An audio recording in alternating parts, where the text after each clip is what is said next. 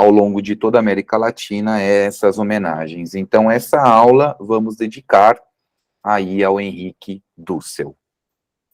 Bom, se não fosse essa notícia triste, com muita perda, porque isso nos é uma perda, nós perdemos também um grande nome da história da ciência brasileira, nós perdemos também um grande nome da educação matemática do Rio Grande do Sul. Então, esses últimos dias, nós estamos passando por algumas perdas aí no campo acadêmico e no campo epistemológico, mas esse é o ciclo da vida, e esse é o ciclo de renovação. Cabe a nós agora dar a continuidade e evoluir esses pensamentos, seja criticando-os ou aprimorando-os, ok?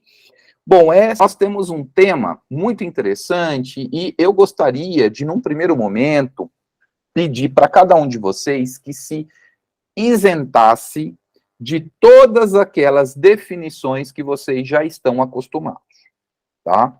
Porque isso é um dos axiomas que nós temos que começar a utilizar quando a gente adentra em um aspecto acadêmico e num aspecto epistemológico sui generis, tá? O que isso significa? Quando eu vou entrar em contato com algum conceito, é claro que eu já tenho alguma noção daquilo, porque ninguém aqui é uma folha em branco, tá certo? Todos aqui já estão formados, têm muitos anos de experiência, são incríveis professores e estão estudando aqui agora juntos, tá certo? Mas é muito importante que nós vamos agora entrar em contato com esse conceito sem uma prévia explicação, tá? Ok? Por quê? Porque quando a gente fala cultura, principalmente num país, entre aspas, multicultural, fecha aspas aí, como o Brasil, é muito complicado ter uma única definição, tá certo? E é muito complicado também confundir, nesse sentido de confusão, vem uma igualdade com a etnicidade, tá? Então, uma coisa é a cultura, a outra coisa é um sentido étnico, tá certo? Num segundo momento, vamos ver sobre a matemática na cultura ocidental, dando um caso específico para a América do Sul. E, por fim, a matemática na cultura oriental, que é a coisa mais linda, meus colegas. A matemática na China já existia há muito tempo, pessoal. A matemática na Índia já existia há muito tempo, tá? Então, é muito curioso como os livros didáticos trazem para a gente aquela matemática que é o seguinte, olha, a Grécia que fez nascer a matemática. Na verdade, não, né? Então, essas informações, elas são informações incorretas que pode influenciar? Pode, mas sim, vai também do professor de saber até onde ele pode caminhar nessa história da matemática. Bom, então, vamos lá começar sobre essa definição de cultura. Esse tema, meus queridos, é um tema naturalmente, vamos dizer, um pouquinho complicado, tá? Ele é um tema que demanda, deixa eu só colocar aqui, ele é um tema que demanda muita leitura. Quando nós temos uma certa idade, a cultura, ela é entendida por uma coisa. Quando nós avançamos nessa idade, a cultura já passa a ser entendida por uma segunda coisa. Então, o que nós entendemos hoje pela palavra cultura? A palavra cultura tem duas origens. Uma origem germânica, tá certo? E a origem latina, tá? Hoje, é muito comum nós escutarmos por exemplo, esse cidadão ele tem cultura. Isso significa que esse cidadão ele tem acesso a um conjunto de coisas. Olha o termo que eu estou usando. Ele tem acesso a um conjunto de coisas que um outro grupo não tem. Por exemplo, música erudita, música clássica. Mas olha só que interessante. Eu tenho uma amiga que, inclusive, é professora também universitária, e ela ama samba. E a cidade de São Paulo é também o berço do samba, assim como o Rio de Janeiro. E para ela, ninguém diz, essa mulher é culta. Qual é a diferença entre o Carlos, que vai escutar uma música erudita na Sala São Paulo, e ela que vai todo final de semana numa quadra de escola de samba sambar? Porque aquela música que ela faz culto é uma música que se origina num dado agrupamento, né? E a música que eu vou escutar é uma música que se origina num outro agrupamento. Então, essa palavra cultura está sempre interligada com o grupo que você pertence. Então, hoje no Brasil, nós temos essa discussão. É claro que ainda falta muito, colegas. Eu vejo muita gente criticar, mas nós estamos muito à frente de muitos países. Nós ainda estamos colocando isso em discussão, tá? Um exemplo, no Brasil, o racismo é crime. Na Itália, não é crime. O fato de ser crime já torna isso um objeto de vanguarda. Essa cultura em uma abordagem estruturalista, que nós chamamos de um conjunto de valores e tradições que moldam um agrupamento. Tá? Isso é muito importante. Bom, andando um pouquinho mais, nós temos algumas interpretações dessa palavra cultura, tá?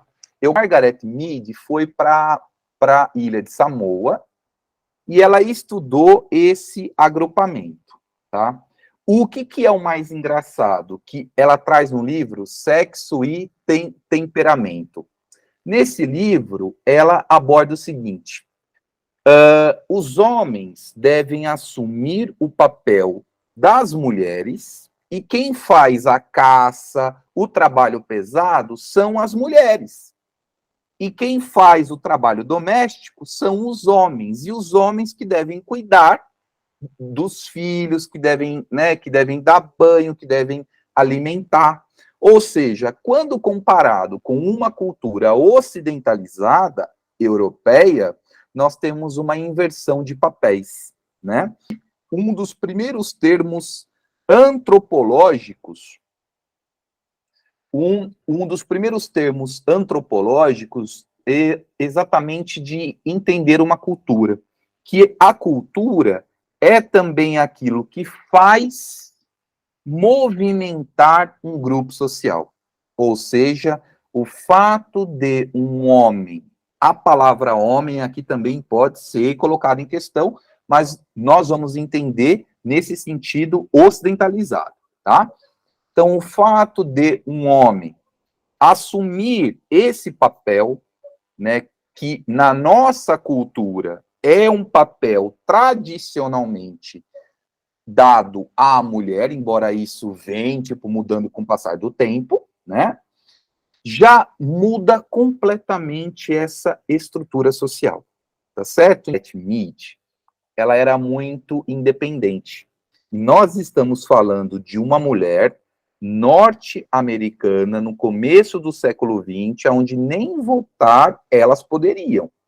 Aliás, esse ano fez 85 anos que no Brasil as mulheres podem votar. 85 anos. Pessoal, isso é muito jovem, isso é muito bebê. Em termos históricos, é um pedacinho assim da história. Então, nós ainda estamos engateando, né? Então, imagina uma mulher norte-americana assumindo esse papel de ir para o outro lado do Pacífico e estudar uma cultura completamente, assim, tipo, diversa a essa que ela vivia, né? E ela conta no livro que o primeiro contato que essas pessoas tiveram quando ela chegou foi de, não um susto, porque nós brancos europeus, nós assustamos, né, com algo estranho. Não, essa cultura fez festa. Então houve uma festa para recebê-la, né? Então esse tipo de comportamento também é algo diferenciado, né? E aí eu trago para vocês as obras que, olha, caso queiram estudar ou engajar na parte de pesquisa, em etnografia, inclusive em etnomatemática, que eu acho que foi na última aula que uma colega pediu, né? Uns livros de etnomatemática, essas são algumas referências de base para entender essa ideia de cultura, tá certo? Por quê? Para falar a palavra cultura, eu preciso necessariamente ir lá na fonte de antropologia. Se eu não ir na fonte de antropologia, eu não consigo, tá certo? Que na nossa história tem uma outra que para a gente uma receita. Mas ele dá para a gente, usando um pouco aqui de Gertz, ele dá para a gente um primeiro óculos para começarmos a identificar aquilo que é de mais natural do ser humano, que é a produção de cultura. E isso é muito interessante, porque Marx já, olha só, anterior a ela, já no século XIX, ele fala o seguinte, que a cultura é a capacidade de produzir o trabalho. E eles mudam completamente, porque essa visão de Marx não é uma visão antropológica, ela é uma visão capitalista. Agora, quando a gente traz isso para o ramo antropológico, eu preciso de agrupamentos que têm dados comportamentos específicos para dizer que esse grupo tem isso, aquele grupo tem aquilo, e assim sucessivamente. Numa segunda obra, traz uma questão interessantíssima, que é sobre a construção da personalidade. Por que que ela vai entrar nesse debate? Porque é exatamente no período em que Freud está lançando as suas obras sobre o id, o ego e o superego. Por quê? Para Freud, tá? Nessa concepção de Freud, nós temos que a personalidade é um resultado de um processo de sexualização. Então, isso significa que a criança, nos seus estágios de evolução e desenvolvimento, ela vai atingir um dado comportamento mediante a sua memória interna, que ele vai chamar de ego. A Ruth, ela atribui isso tudo aos fatores externos. É a mesma coisa que falar, olha, eu não consigo aprender a matemática porque eu tenho trauma. Eu, Carlos, não acredito nisso. Porque se eu disser para você que um aluno não aprende matemática porque tem trauma, eu estou considerando Freud. Eu, como um cara que estuda metodologia, não acredito nisso. Não acredito. Eu acredito que isso depende dos aspectos metodológicos. É por isso que eu faço pesquisa. Eu posso, daqui uns 30 anos, mudar de ideia. Eu posso, daqui uns 10 anos, falar, olha, então, galera, eu acho que eu estava enganado.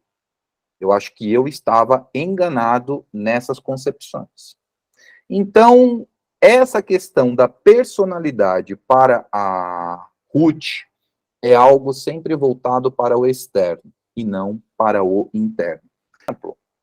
Hoje, eu estava no almoço e vocês sabem que, tipo, no restaurante tem lá as TVs, e estava passando assim, que o preço dos televisores e dos aparelhos de celular irão subir em torno de 20% na próxima semana, porque a Zona Franca de Manaus está muito seca e as condições de transporte e logística encareceram.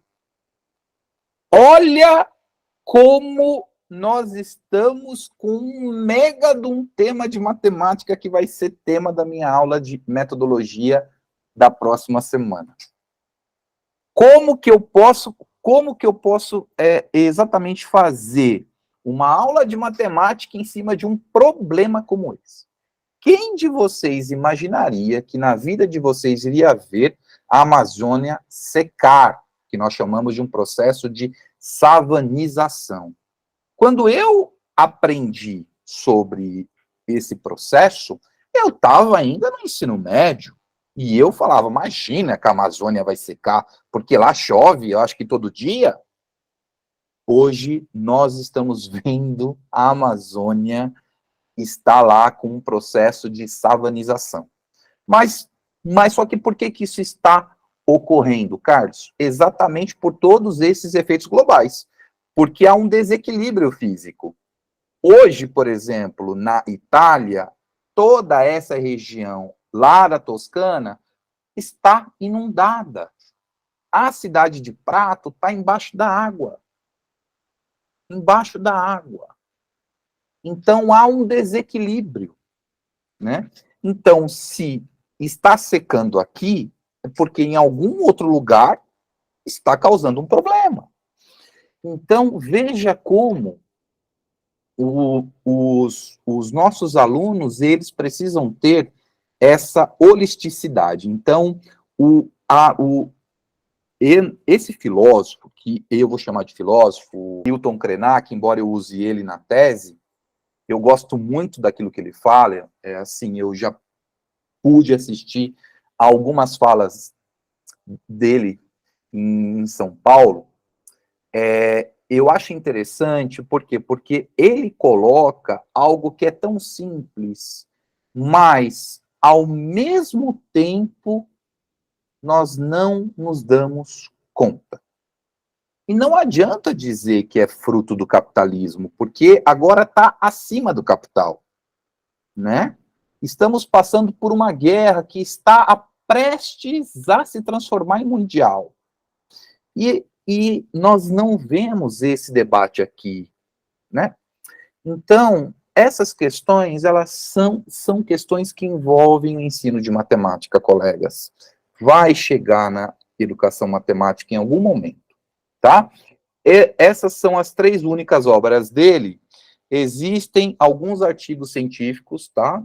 Que lá no Google Escolar você pode encontrar, são muito bons, mas eu super recomendo que vocês encontrem, que leiam também essas obras que são fantásticas. Bom, andando um pouquinho mais, aí vem as 4 definições, tá, que nós podemos encontrar na literatura da América do Sul, tá? A primeira delas é que a cultura é um conjunto de valores e as tradições de um povo. Essa vai ser a primeira definição. A segunda definição é que é um conjunto de crenças e os padrões que constroem a personalidade. Então, olha só, eu tenho os valores e tradições, depois eu tenho as crenças e padrões que constroem a personalidade. A terceira definição é um conjunto de esquemas de ação e recursos que é definidos por uma estrutura. São, né? Essa visão, ela é estruturalista. E, por último, nós temos a cultura como aquilo que mantém a existência de um agrupamento. Essa visão, ela é marxista. Então, vejam, nós não temos uma única visão de cultura. Nós temos várias visões aqui. Carlos, então, qual delas que eu vou usar? Qual delas que você acha mais adequado para a sua realidade? É essa pergunta que você precisa se fazer. né? Então, a palavra cultura, ela não é um termo único. Nós chamamos isso de polissemia, tá? Quando um conceito tem muitas definições. Então, esse termo se torna um termo polissêmico, ok? Nós vamos na perspectiva estruturalista, que é exatamente aquela na qual eu me insiro, tá? Se forem me definir, falo, Carlos, ele é metodológico, ele é estruturalista. Com muito orgulho, tá? É claro que isso não me define, tá? Eu falo isso hoje com quase 40 anos. Lá para os 50 eu mudo de ideia, ok? É muito provável que mude de ideia e eu espero mudar de ideia, tá? Porque se um ser humano ele passa uma vida inteira do mesmo jeito, isso significa que ele não mudou nada, ou seja, não evoluiu nada, e isso é muito triste. Bom, vamos começar nessa perspectiva estruturalista com Clifford Geertz. Quem é o Geertz? O Geertz, ele foi um cara que balançou a universidade e mudou completamente a metodologia de se estudar as culturas. E ele escreveu uma obra com o nome da Interpretação das Culturas. E é ele que funda aquilo que nós chamamos de etnografia. Então, aquilo que nós vamos entrar agora em como ensinar a matemática de uma outra forma, nasce nesse livro aqui, da Interpretação das Culturas. Por quê? É muito comum eu analisar o seguinte. Então, hoje eu estou estudando a cultura lá da ilha de Florianópolis, tá certo? Que é uma cultura muito ligada aos portugueses, né? É completamente ligada aos portugueses. Então, eu não posso, falo da ilha porque eu sou apaixonado por aquela ilha, viu, gente? Então, se eu estudar aquela ilha, né, eu não posso olhar com os meus olhos de, né, tipo de paulistano. Eu não posso dizer, olha um exemplo, nossa, aqui não tem barulho, eu sinto muita falta de barulho. Essa visão, ela não é uma visão interpretativa, ela é uma visão etnocêntrica. Um outro exemplo, Gerais. A cidade é uma cidade do interior, e o campus universitário é uma fazenda, literalmente. É uma fazenda. E, assim, o modo que as pessoas, elas conversam com você, a proximidade, é completamente diferente que eu enxergo aqui no campus. Então, isso causa uma estranheza, mas, ao mesmo tempo, causa uma ligação maior, né? O modo de fazer ciência em Lavras não é o modo de fazer ciência em São Paulo, que não é o modo de fazer ciência em Pernambuco. Em Pernambuco, lá na cidade de Recife, que é outra cidade maravilhosa, se existe um paraíso é lá, o modo que se tem de organizar o conhecimento também é completamente diferente. No Rio de Janeiro, a mesma coisa. Em Cuiabá, a mesma coisa. Em Porto Alegre, a mesma coisa. Em Curitiba, a mesma coisa. Então, eu pego lá, tipo, em João Pessoa, pego em Fortaleza, pego na Bahia. Então, cada estado tem a sua particularidade. Então, Geertz fala exatamente o seguinte: eu não posso chegar externo a uma cultura e impor o meu olhar. Agora, imagina o teu aluno, imagina você, que chega como um professor de matemática, que culturalmente já é visto como o cara, assim, o mais cruel, né? Assim, existe um carrasco, é o cara de matemática, né? Exatamente. Imagina que você entra na sala de aula, você vê um cara lá do Ceará, que são os alunos que mais ganham Olimpíadas no Brasil. Você vê um aluno do Ceará, vê um aluno de São Paulo e vê um aluno lá do Sul. O estado de São Paulo é o estado que mais tem dinheiro para investir em educação, mas é um dos estados com menor índice educacional. Curva ocidental. Existe uma coisa que eu sou muito contente, pessoal, sou muito contente mesmo, e isso eu falo para todo mundo. É muito prazeroso quando a gente conhece os nossos irmãos latino-americanos. E é muito interessante como nós brasileiros temos um preconceito interno aqui no nosso continente. E isso eu vejo muito nos aeroportos. Quando um cara é do Peru, Uruguai, do Equador, eu já vejo os olhares brasileiros. Falou que é da Venezuela, então é comunista. Né? Isso existe muito, pessoal. Isso existe muito. Nós temos muito preconceito. E eu não estou falando como uma crítica. Eu falo como uma evidência. Mas os nossos irmãos da América do Sul precisam exatamente da nossa ajuda. Por quê? Porque o Brasil, ele é um país continental, é um país imenso, e isso o torna muito complicado de governar, tá? Eu acho que o grande desafio de ser presidente aqui no Brasil é o tamanho dele. Eu acho que é o primeiro desafio. O segundo é a multiculturalidade, né? Então, esse tanto de cultura também já é algo um pouquinho complicado. Mas olha só, nós temos aqui todos esses países que formam a América do Sul. Cada um deles, mesmo aqueles que falam a língua espanhola, não tem a mesma cultura. Não tem, né? Então, nós temos alguns teóricos importantíssimos. Nós temos a Rita Segato, que é da Argentina, mas ela se naturalizou aqui no Brasil, e hoje dá aula na UFMG. Nós temos o grande Darcy Ribeiro. Pessoal, olha, se existiu um brasileiro de qualidade, é o Darcy Ribeiro. O Darcy foi um brasileiro de qualidade. Esse cara é um brasileiro mesmo, assim. As obras que ele escreveu e os nãos que ele falou para a política brasileira, eu acho que a gente não vai encontrar em qualquer um, tá?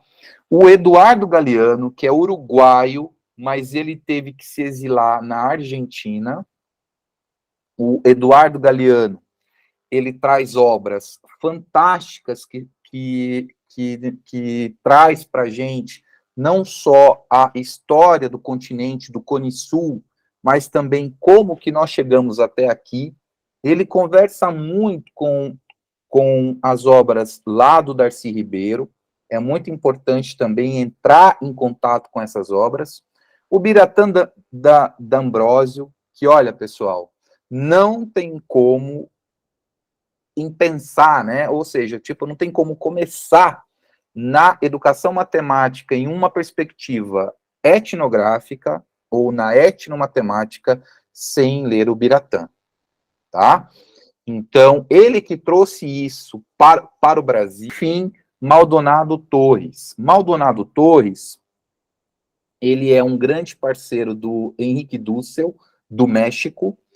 Ele é um argentino, mas ele trabalha na África do Sul, e ele estuda esses aspectos que nós temos aqui no Cone Sul de um ponto de vista epistemológico. Então, esse slide aqui, pessoal, ele é um slide que dá para vocês aonde começar. Bom, andando um pouquinho mais, nós temos aqui a grande Rita Segato. A Rita Segato, ela é uma mulher fantástica, pessoal. Fantástica. E ela escreveu duas obras que, assim, são obras de arte do ponto de vista da escrita e obras no que diz respeito à metodologia decolonial.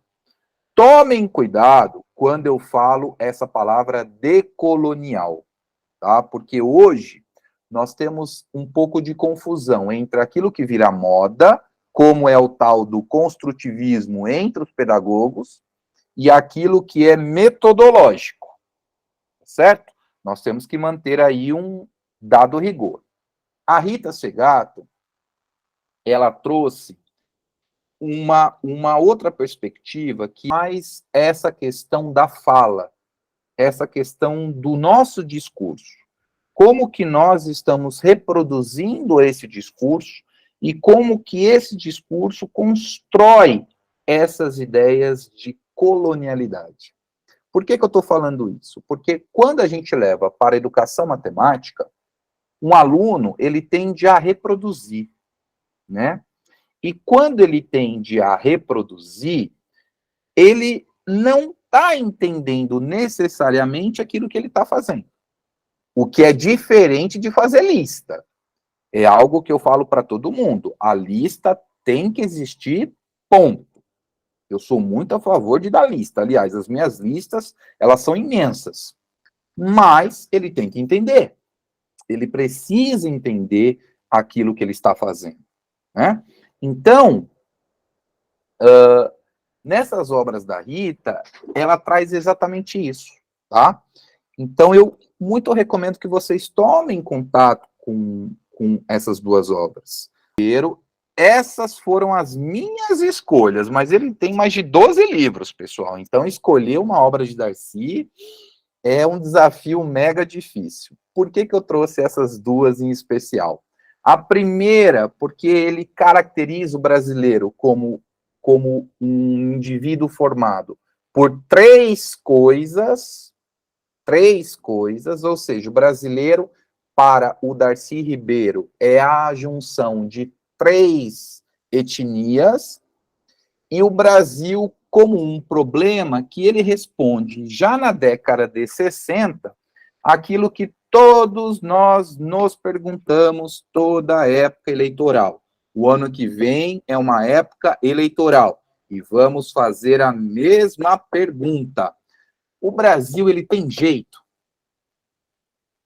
É essa pergunta que a gente faz. Toda a família, todo comentário de ponto de ônibus, metrô, aula de faculdade, você sempre escuta a mesma pergunta. O Brasil, ele tem jeito? O Darcy Ribeiro, na década de 60, já estava respondendo isso. E ele fala, sim, tem jeito. Porque o Brasil, ele é um problema. E a origem desse problema é a multiculturalidade. Então, a gente já tem uma ideia. Nós não temos que eliminar culturas. Nós temos que aprender a conviver com elas. É isso que a gente precisa fazer. A partir do momento que o brasileiro ele entender que existe o diferente, com certeza nós vamos evoluir enquanto povo, né? E isso chega na sala de aula, isso chega na matemática. Por quê? Como que eu vou ensinar a matemática para uma escola indígena? Uma escola quilombola. Por exemplo, busquem lá na Unemat, Mato Grosso, a Universidade Estadual lá do Mato Grosso, tem obras fantásticas de como ensinar a matemática por meio das culturas indígenas, tá? São obras maravilhosas, eles têm inclusive um material didático para essas escolas indígenas, e a Unemat foi a primeira universidade no Brasil a criar um curso de licenciatura só para os indígenas, tá? Então isso é fantástico, fantástico, fantástico. O livro é o livro de cabeceira de todo aquele que quer entender aonde mora, tá? Se caso quer entender aonde você mora, nesse continente, leia essa obra aqui. Essa obra é uma das melhores do Eduardo Galeano. É um livro, deve ter em torno de umas 200 páginas, mas é um livro fantástico. É um livro rico, é um livro repleto de informações. E quando você lê esse livro, você passa a olhar a Bolívia com outros olhos. E aí, eu trouxe para aquela colega que pediu e para os nossos colegas professores de matemática, todos vocês têm que ter esses livros aqui de cabeceira também, do nosso Ubiratã, tá? O primeiro livro que ele escreveu foi esse daqui, Lara Teoria, a Prática, e o segundo, o último, na verdade, foi esse de Etno Matemática, tá? Tomem cuidado, que é assim, aquilo que eu falo para todo mundo, tá? E eu vou sempre repetir. Não leiam o primo do vizinho, do tio, do comentador. Lê o original. Vai lá na fonte. Lê aquilo que o Ubiratã tem para dizer para você. Vai nele. Leia ele primeiro. Depois que você lê ele, você lê outros artigos, teses, as dissertações, os TCCs, mas leia ele. Maldonado Torres. Bom, esses dois livros, pessoal, são livros importantíssimos para quem quer entender um pouco sobre a formação do sujeito e o seu comportamento dentro de uma sociedade colonial, tá?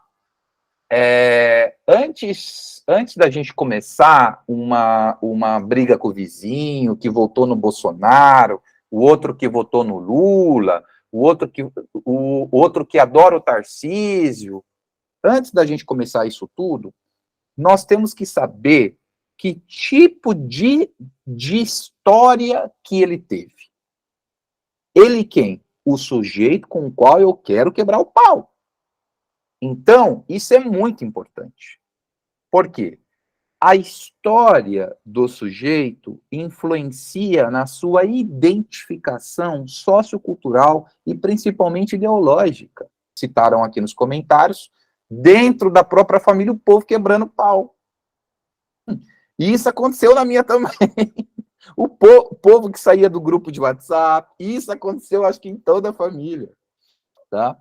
Isso é o quê? Extremismo. Isso é a nossa não capacidade de dialogar, tá? Então, isso é muito importante mesmo. Bom, e aí eu trouxe para vocês essa perspectiva que nós vamos encontrar da América do Sul.